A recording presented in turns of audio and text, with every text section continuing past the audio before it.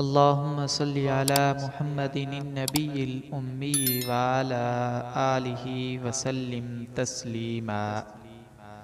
جمعہ کے دن سورۃ الکہف کی تلاوت۔